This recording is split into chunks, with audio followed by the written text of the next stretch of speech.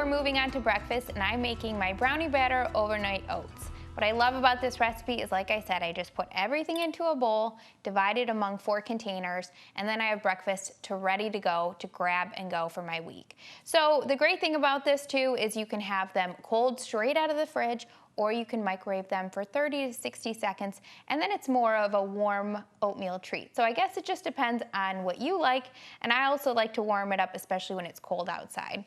So instead of just your regular morning bowl of oatmeal, we're gonna spruce this up with some special ingredients here that makes it taste not only fudgy and delicious, but also adds protein, which keeps you satisfied well until lunchtime.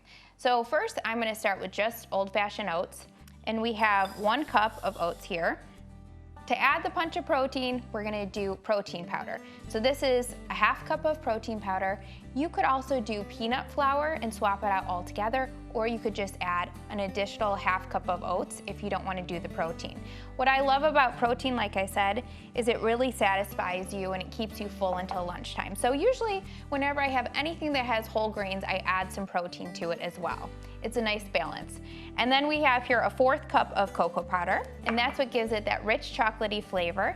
And then whenever I do anything that's sweet, I like to add a little bit of salt to help balance the flavor. So I'm gonna do a 1/4 teaspoon of salt, and then I'm gonna do a 1/2 cup of stevia. And you could use coconut sugar, you could use monk fruit sweetener, you could use any kind of dry sweetener for this. And you could alter it according to your taste as well, so you could do more or less. But I do a 1/2 cup of stevia, and that seems to do the trick for me. Then I'm gonna stir all the dry ingredients together, and this is what I like to do, is I like to do any of my baked goods or anything with wet and dry ingredients. I like to mix the dry first so it's well incorporated and combined, and then add the wet after.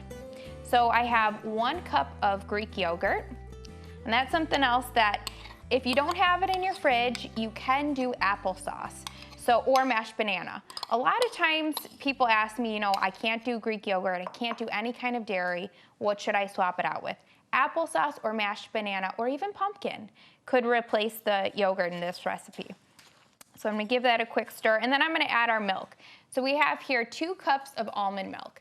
So almond milk is great because it's 30 calories for 1 cup versus 100 or more calories for a cup of milk. So it's less calories, it also has no sugar in it, and it gives it that same creamy consistency that you would expect from milk. Now these oats are gonna look a little bit liquidy when you stir them up, but you have to remember that oats absorb all of the moisture. So when they sit overnight in the jars in the fridge, they will absorb that moisture. And so these are overnight oats. A lot of times people tell me, I don't have time in the morning, I don't have time to sit there and make breakfast and sit down and eat. Well, the great thing about this is you make them the night before. So what I like to do is I like to, on a Sunday or a Monday, look at my week, sit down with my calendar and say, okay, I know that these days are gonna be my busy days, and then plan ahead for those days.